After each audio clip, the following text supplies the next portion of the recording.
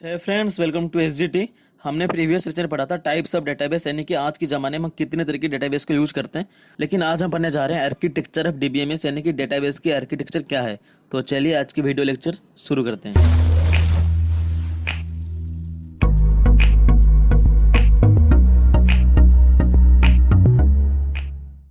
तो आज हम पढ़ने जा रहे हैं आर्किटेक्चर ऑफ डीबीएमएस। तो पहले बात कर लेते हैं आर्किटेक्चर होती क्या है, फिर हम बात करेंगे आर्किटेक्चर डीबीएमएस क्या होती है। अगर मैं बात करूं आर्किटेक्चर की, तो एक रियल लाइफ एग्जांपल ले लेते हैं। तो मान लो मेरे को एक घर बनानी है, ठीक है। तो घर तो एकदम से बन नहीं जाएगा। घर को बनाने के लिए मेरे को किसकी ज़रूरत पड़ेगी। मान लो मैंने एक इंजीनियर को बुलाया, कि मैंने उसको बोला कि सर मेरे को एक घर बनानी है, मेरे को एक डिज़ाइन बना के दो कि मैं किस तरह से घर को डिज़ाइन करूँ ताकि इतनी कम जगह में मेरा जो घर है फिट आ जाए। मतलब मेरे को सब कुछ मिल जाए, मेरे को अच्छा खासा किचन मिल जाए, अच्छा खासा बाथरूम मिल जाए, अच्छा खासा बेडरूम, ड्राइंग रूम, जो भी सारी चीज़ें होती हैं घर में, वो सारी चीज़ मेरे को मिल जाए। तो इंजीनियर ने बोला ठीक है। तो मैंने उसको अपनी जो भी जगह है उसको दिखाया। इंजीनियर बोला ठीक है, अब डिजाइन करते हैं उसको। तो इंजीनियर मेरे को कुछ बताया कि यहाँ पर आपकी किचन होनी चाहिए, यहाँ पर आपकी बाथरूम होनी चाहिए। तो उसने मेरे को कुछ इस तरह से डिजाइन करके दी कि आपको ना घर इस तरह से बनानी है ताकि आपको एक सही खासा स्पेस मिल जाए रहने के लिए। फिर मैंने उसकी बात मान के घर बना लिया। ये तो घर की बात हो गई। अगर हम सॉफ्टवेयर डेवलप की बात करें, तो सॉफ्टवेयर को बनाने से पहले हमको सोचना पड़ता है कि हम प्रोजेक्ट को कैसे इंप्लीमेंट करेंगे। तो ये सारे चीज़ें होती है एक चीज़ों को डिजाइन करने से पहले। तो ये होती है आर्किटेक्चर। आर्किटेक्चर का मतलब ये होती है कि एक आइडिया होती है कि आप जब चीज़ों को इस्तेमाल करते हो उससे पहले चीज़ों को सोचना चाहिए कि चीज़ें बनाएं कैसे ताकि एक सही खासा यूज में आ जाए। तो ये होते हैं सिंपल डेफिनेशन जो कि आर्किटेक्चर का, कि बेसिकली आर्किटेक्चर एक आइडिया है जिसकी मदद से हम चीज़ों को डिजाइन कर सकते हैं। अब बात करते हैं आर्किटेक्चर ऑफ डीबीएमएस का, यानी कि डेटाबेस की आर्किटेक्चर क्या है। अब मैं बहुत पुराना बात कर रहा हूँ। जब डेटाबेस को डेवलप करी गई थी तो उसमें क्या हो रहा था, सिर्फ हम डाटा को स्टोर कर सकते थे। यानी कि एक डेटाबेस की मतलब एक स्टोरेज होता था, तो उसमें हम सिर्फ डाटा को स्टोर कर सकते थे, ठीक है। फिर जब हमको ज़रूरत पड़ी उसको एक्सेस कर सकते थे। लेकिन मान लो कि यहाँ पर जब डेटाबेस की यूजर बढ़ने लगे तो यहाँ पर क्या होने लगा, यहाँ पर डाटा को मिसमैच होने लगा। मतलब मान लो कि मैं एक स्टूडेंट हूँ, मैं चाहता हूँ मेरा जो मार्क्स है वो मेरे को शो हो जाए, ठीक है। लेकिन जो डेटाबेस उसका यूज़र बहुत बढ़ गए थे, तो अगर मैं मार्क्स के लिए कुछ देखना चाहता हूँ तो मेरे को यहाँ पर कोई एम्प्लॉय की सैलरी शो हो रहा था। तो यहाँ पर क्या हो रहा था, यहाँ पर डेटाबेस के अंदर जितने भी डेटा स्टोर हो रखे थे वो सारे मिसमैच हो गए थे। यानी कि मैं कुछ और रिक्वेस्ट कर रहा हूँ, मेरे को कुछ और डाटा मिल रहा है। तो ये गलत चीज़ है। जो भी हमारा डाटा हम चाहते हैं वो डाटा को हम यहाँ पर अचीव नहीं कर पाते। तो कि फिर क्या फ़ायदा डेटाबेस का। उस टाइम पर क्या हुआ था, जो भी डेटाबेस इंजीनियर्स थे, यानी कि जो लोग मिलके डेटाबेस को डेवलप करे थे, तो उन लोगों ने फिर सोचा कि हम डेटाबेस को कुछ इस तरह से डिजाइन करते हैं ताकि यूजर जो भी डेटा यहाँ पर आके एक्सेस करना चाहे उस तरह की डेटा उसको मिल जाए। यानी कि जो भी यूजर चाहे उसको उसी डेटा ही मिले। तो जो भी डेटाबेस इंजीनियर, डेटाबेस डेवलपर थे, उन्होंने सोचा कि हम डेटाबेस को कुछ इस तरह से डिजाइन करते हैं कि ताकि यूजर जिस डाटा के लिए आए उस डाटा उसको मिले और इजी से एक्सेस कर पाए। तो उन्होंने एक डिजाइन करा डेटाबेस का जिसको हम बोलते हैं आर्किटेक्चर ऑफ डीबीएमएस। तो ठीक है, जैसे हम घर को डिजाइन करते हैं तो बोलते हैं हम घर की आर्किटेक्चर कैसा है और सॉफ्टवेयर की आर्किटेक्चर कैसा है। ऐसे डेटाबेस का भी अपना आर्किटेक्चर होता है जिसकी मदद से हम जान सकते हैं कि यूजर डेटाबेस में कैसे एक्सेस करता है। तो डेटाबेस आर्किटेक्चर कुछ ऐसा चीज़ है जिसकी मदद से हमको पता चल सकता है कि कितने यूजर डेटाबेस में एक्टिव हैं, कितने यूजर डेटाबेस को एक्सेस कर रहे हैं। ये सारे चीज़ें हम यहाँ पर देख सकते हैं। तो ये था एक इंट्रोडक्शन आर्किटेक्चर डीबीएमएस होती क्या है। तो हम बात करते हैं टाइप्स ऑफ आर्किटेक्चर। तो जो पहला टाइप है वो है वन टियर आर्किटेक्चर, ठीक है। जो पहला टाइप है वो है वन टियर आर्किटेक्चर। तो चलिए देख लेते हैं वन टियर आर्किटेक्चर होती क्या है। अगर हम बात करें वन टियर आर्किटेक्चर की, यहाँ पर कोई भी मीडिएटर नहीं होता। यानी कि जब हम डेटाबेस को एक्सेस करते हैं डायरेक्टली अवेलेबल होता है यूजर को। कैसे होता है, मान लो यहाँ पर कुछ यूजर डाटा को एक्सेस करना चाहता है, तो यहाँ पर डेटाबेस होती है, तो सिंपल उसको यूजर आसानी से एक्सेस कर सकता है। तो अगर हम रियल लाइफ एग्जांपल की बात करें तो आपकी सिस्टम हमेशा सी ड्राइव या डी ड्राइव कुछ होता है। मान लो मैंने एक सी ड्राइव में गया, तो सी ड्राइव में जाने के बाद यहाँ पर कुछ मेरे को फोल्डर्स होते हैं, ठीक है। तो यहाँ पर मैंने कुछ डाटा को स्टोर कर रखी है। जो भी मेरे को डाटा चाहिए उसको मैं आसानी से एक्सेस कर सकता हूँ। यानी कि यहाँ पर कोई भी मीडिएटर नहीं होता, सिर्फ यूजर होता है। उसको जो भी डाटा चाहिए उसको एक्सेस कर सकता है। तो सिंपल यहाँ पर कि यहाँ पर कोई भी मीडिएटर नहीं होता, तो हम डायरेक्टली डेटा को एक्सेस कर सकते हैं। ये पहले ज़माने में बहुत यूज हो रहा था। हम कह सकते हैं कहीं ना कहीं फाइल बेस अप्रोच से थोड़ा बहुत मिलता जुलता है, लेकिन ये फाइल बेस अप्रोच नहीं है, ये डेटाबेस अप्रोच है।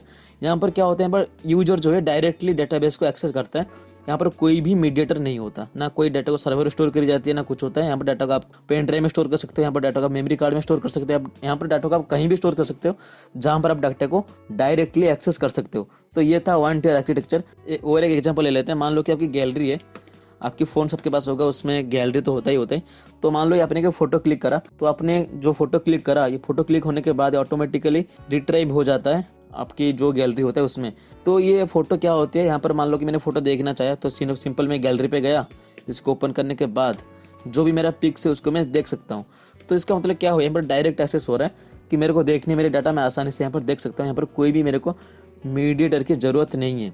तो ये था वन टियर आर्किटेक्चर, यानी कि तो जो भी डेटा है डेटाबेस में ये डायरेक्टली अवेलेबल होता है यूजर को, तो इसलिए हम इसको बोलते हैं वन टियर आर्किटेक्चर। तो यहाँ पर सिर्फ एक ही टियर का यूज होता है, जो कि यूजर और डेटाबेस के बीच में सिर्फ एक ही टियर का अवेलेबल होता है, इसलिए हम इसको बोलते हैं वन टियर आर्किटेक्चर, जहाँ पर डेटा डायरेक्टली अवेलेबल होता है यूजर को। तो मैं आपको दिखा दूँ कि वन टियर आर्किटेक्चर दिखता कैसे, मतलब ये काम कैसे करता है रियल टाइम पर। तो यहाँ पर आप देख पर इस डायग्राम में ये है वन टियर आर्किटेक्चर का डायग्राम। तो जहाँ पर एक यूजर है जो कि सीधा सीधा डायरेक्टली एक्सेस कर सकता है डेटाबेस को।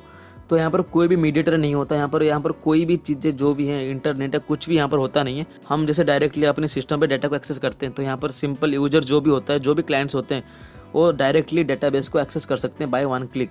तो ये था वन टियर आर्किटेक्चर के बारे में आपको बताने के लिए कि वन टियर आर्किटेक्चर काम कैसे करता है। तो जो दूसरा टाइप है वो है हमारा टू टियर आर्किटेक्चर, जो कि आज के ज़माने में यूज करी जाती है लेकिन इतनी नहीं करी जाती है। टू टियर आर्किटेक्चर, अब बात करते हैं टू टियर आर्किटेक्चर होती कैसी है। हम टू टियर आर्किटेक्चर को कहीं ना कहीं क्लाइंट सर्वर आर्किटेक्चर ही बोलते हैं, क्योंकि यहाँ पर एक सर्वर में डेटा को स्टोर करी जाती है।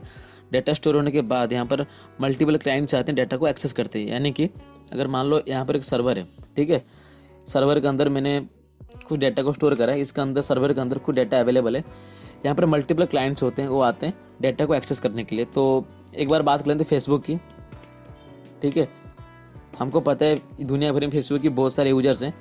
तो एक यूज़र आया, फेसबुक के लॉगिन करा, तो लॉगिन करने के बाद यहाँ पर एक पेज खुल जाता है जहाँ पर हम पोस्ट कर सकते हैं, लाइक कर सकते हैं, कमेंट कर सकते हैं, हम प्रोफाइल किसका देख सकते हैं। तो यहाँ पर क्या करते हैं, अगर मेरे को मान लो किसकी पोस्ट देखनी है तो मैं क्या करूँगा, यहाँ पर उसकी प्रोफाइल में क्लिक करूँगा। क्लिक करने के बाद एक रिक्वेस्ट जाएगा सर्वर पे, ये बताने के लिए कि ये जो बंदा है ये सर्वर के अंदर आना चाहता है एक चीज़ को देखने के लिए, एक पोस्ट को देखने के लिए। तो जब ये जो रिक्वेस्ट है, जब भी रिक्वेस्ट सर्वर के पास पहुंचेगा कि एक बंदा है जो कि एक प्रोफाइल का पोस्ट देखना चाहता है, तो इमीडिएटली जो सर्वर है वो रिक्वेस्ट को एक्सेस करेगा और जो भी यूजर होगा उसको देख सकता है, जो भी प्रोफाइल है, जो भी चीज़ें वो देखना चाहता है वो देख सकता है। यहाँ पर क्या हो रहा है, जब भी हम डेटाबेस का यूज कर रहे हैं तो हम पहले रिक्वेस्ट भेजते हैं, फिर उसके बाद सर्वर रेस्पॉन्स करता है।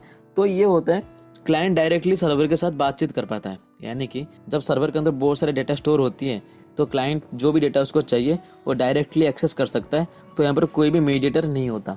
तो इसलिए हम इसको बोलते हैं टू टियर आर्किटेक्चर। इसको हम कहीं ना कहीं बोलते हैं क्लाइंट सर्वर आर्किटेक्चर, क्योंकि यहाँ पर एक सर्वर में डेटा को स्टोर करी जाती है। जो भी क्लाइंट्स होती हैं, मल्टीपल क्लाइंट्स होते हैं, सर्वर को आगे एक्सेस करते हैं ताकि उनको डाटा मिल जाए। तो ये था टू टियर आर्किटेक्चर। आपको मैं दिखाता हूँ टू टियर आर्किटेक्चर होती कैसी है। तो आप यहाँ पर देख पा रहे हो एक डायग्राम है, ये है टू टियर आर्किटेक्चर का, यानी कि क्लाइंट सर्वर आर्किटेक्चर का। यहाँ पर एक सर्वर है जिसके अंदर कुछ ना कुछ डाटा स्टोर करी गई है। तो ये जो सारे क्लाइंट्स है, मान यहाँ पर 4 क्लाइंट है, यहाँ पर मल्टीपल क्लाइंट्स हो सकते हैं। जो क्लाइंट्स होते हैं ये आके यहाँ पर सर्वर के साथ बातचीत करते हैं ताकि उनको डाटा मिल जाए। तो सिंपल यहाँ पर ये जो डाटा है, मतलब ये सर्वर से जो भी डाटा है क्लाइंट कैसे एक्सेस करता है, यहाँ पर एक मैकेनिज्म होता है जिसको हम बोलते हैं JDBC, मतलब डेटाबेस के कुछ ड्राइवर्स होते हैं जिसकी मदद से क्लाइंट जो होती है सर्वर से डाटा को एक्सेस कर लेता है। तो सिंपल है, ये जो है ना, यहाँ पर ये जो दूरी है क्लाइंट से और सर्वर के बीच में, इस दूरी के बीच में एक सॉफ्टवेयर को इंस्टॉल करी जाती है जिसको हम बोलते हैं ड्राइवर। और ड्राइवर को हम बोलते हैं JDBC या ODBC, जो कि डेटाबेस के ड्राइवर। तो वो ड्राइवर की मदद से सर्वर से क्लाइंट डाटा को एक्सेस कर लेता है। तो ये था टू टियर आर्किटेक्चर के बारे में कि टू टियर आर्किटेक्चर काम कैसे करता है। और दूसरी बात यह है कि टू टियर आर्किटेक्चर को हम क्लाइंट सर्वर आर्किटेक्चर भी बोलते हैं। तो अभी बात करते हैं जो तीसरा टाइप है वो है 3 टियर आर्किटेक्चर। तो अभी बात करते हैं 3 टियर आर्किटेक्चर के बारे में। तो अगर बात करें 3 टियर आर्किटेक्चर की, तो यहाँ पर ये कहीं ना कहीं क्लाइंट सर्वर आर्किटेक्चर जैसा काम करता है, यानी कि 2 टियर आर्किटेक्चर जैसा काम करता है। लेकिन ये पूरी तरह से 2 टियर आर्किटेक्चर नहीं है, क्योंकि तो ये जो 3 टियर आर्किटेक्चर है, यहाँ पर क्लाइंट्स और सर्वर के बीच में और एक टियर भी रहता है, जिसको इसलिए हम इसको बोलते हैं 3 टियर आर्किटेक्चर। तो मैं पहले दिखाता हूँ 3 टियर आर्किटेक्चर काम कैसे करता है। तो जो भी 3 टियर आर्किटेक्चर होते हैं वो बेसिकली वेबसाइट में काम करते हैं, यानी कि वेब ब्राउजर में काम करते हैं, वेब सर्वर में काम करते हैं। मतलब जो 3 टियर आर्किटेक्चर है ज़्यादातर वेब एप्लीकेशन में काम करते हैं। तो यहाँ तक सिंपल है कि काम कैसे करते हैं, तो इसको पहले समझते हैं। तो मान लो मैंने एक ब्राउजर ओपन करो, कोई भी ब्राउजर हो सकता है, यानी कि वो क्रोम भी हो सकता है, मोजिला फायरफॉक्स हो सकता है, कुछ भी हो सकता है। तो यहाँ पर मैंने गया, तो जाने के बाद ब्राउजर में जाने के बाद मैंने यहाँ पर टाइप करा IRCTC वेबसाइट। तो यहाँ पर एक लॉगिन पेज खुल जाता है। लॉगिन पेज खुलने के बाद यहाँ पर मेरे को कुछ यूजर ID और पासवर्ड की इनपुट करनी पड़ती है। तो यहाँ पर इनपुट करने के बाद तो यहाँ पर मैं पूरी की पूरी तरह से IRCTC जो वेबसाइट होती है उसके अंदर में आ सकता हूँ। तो आने के बाद मैं चाहता हूँ जो मेरी टिकट है वो बुक हो जाए। मैं चाहता हूँ मेरी टिकट दिल्ली से लेकर मुंबई तक बुक हो जाए। तो मैं क्या करूँगा, यहाँ पर रिक्वेस्ट भेजूँगा कि जो रिक्वेस्ट भेजूँगा मैं किसको भेजूँगा, मैं भेजूँगा वेब सर्वर को, जहाँ पर ये एक मीडिएटर है between database server and web browser. कि यूजर जो भी रिक्वेस्ट भेजता है वो पहले आता है वेब सर्वर पे, फिर आता है डेटाबेस में, फिर हमको डेटाबेस मिल जाता है। जब भी मैं IRCTC का वेबसाइट में जाता हूँ और जब मैं लॉगिन करा, उसमें लॉगिन करते वक्त मेरे को एक यूज़र ID और पासवर्ड गिवन करनी पड़ती है। तो मैं जब यूज़र ID और पासवर्ड इनपुट करा तो यहाँ पर वेब सर्वर में रिक्वेस्ट गया कि एक यूज़र है जो कि IRCTC वेबसाइट को लॉगिन करना चाहता है। तो वो कुछ यूज़र ID और पासवर्ड दे रखा है।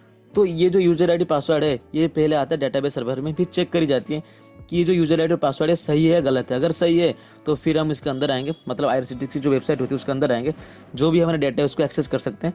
अगर यूज़र ID पासवर्ड गलत है तो हम IRCTC की वेबसाइट में जा नहीं सकते। तो इसका मतलब ये हुआ कि यहाँ पर एक मीडिएटर होता है जो कि वेब सर्वर। तो हमेशा जब भी क्लाइंट इंटरेक्ट करता है हमेशा वेब सर्वर से ही करता है। वेब सर्वर से इंटरेक्ट करने के बाद जो भी वेब सर्वर होता है वो बातचीत करता है डेटाबेस सर्वर पे, फिर डेटाबेस सर्वर से डेटा को उठा के हमको क्लाइंट को दे दी जाती है। तो इसका मतलब ये हुआ, तो जब भी क्लाइंट कोई भी वेबसाइट को एक्सेस करता है वो पहले ब्राउज़र की यूज करते हैं, फिर ब्राउज़र की यूज करने के बाद उसको कुछ ऑथेंटिकेशन ऑथराइजेशन की ज़रूरत पड़ती है, यानी कि यूजर ID पासवर्ड डालनी पड़ती है। डालने के बाद एक रिक्वेस्ट जाता है वेब सर्वर के पास। फिर वेब सर्वर क्या करता है, डेटाबेस सर्वर को पूछता है कि जो रिक्वेस्ट डाले सही है गलत है। फिर डेटाबेस में ये सारी चीज़ चेक होती है कि ये जो यूजर ID और पासवर्ड है सही है या नहीं। अगर यूजर ID और पासवर्ड सही है तो जो भी क्लाइंट होता है वो सिंपली रीडायरेक्ट होता है IRCTC की वेबसाइट पर, वो जो भी उसका ऑपरेशन है उसको परफॉर्म कर सकता है। तो एक सिंपल सा प्रोसेस है, लेकिन यहाँ पर जो भी सिक्योरिटी है वो ज़्यादा तगड़ा है, क्योंकि यहाँ पर आप देख पा रहे हो हम सीधा सीधा डेटाबेस से बातचीत नहीं कर पाते। डेटाबेस में बातचीत करने के लिए, यानी कि डेटा को एक्सेस करने के लिए मेरे को वेब सर्वर के साथ इंटरेक्ट करनी पड़ेगी, फिर उसके बाद मैं डेटा को एक्सेस कर लेता हूँ। तो यहाँ पर जो भी हमारा डेटा है वो पूरा का पूरा सिक्योर है।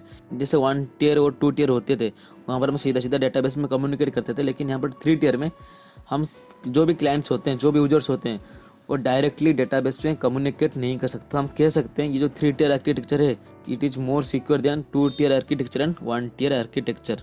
तो ये था आज का लेक्चर आपको बताने के लिए कि आर्किटेक्चर होती क्या है और डेटाबेस आर्किटेक्चर होती क्या है, और जो यूजर और क्लाइंट होते हैं वो डेटाबेस के साथ कैसे कम्युनिकेट करते हैं। तो आज के लिए बस इतना ही, मिलते हैं नेक्स्ट वीडियो में। Thanks for watching.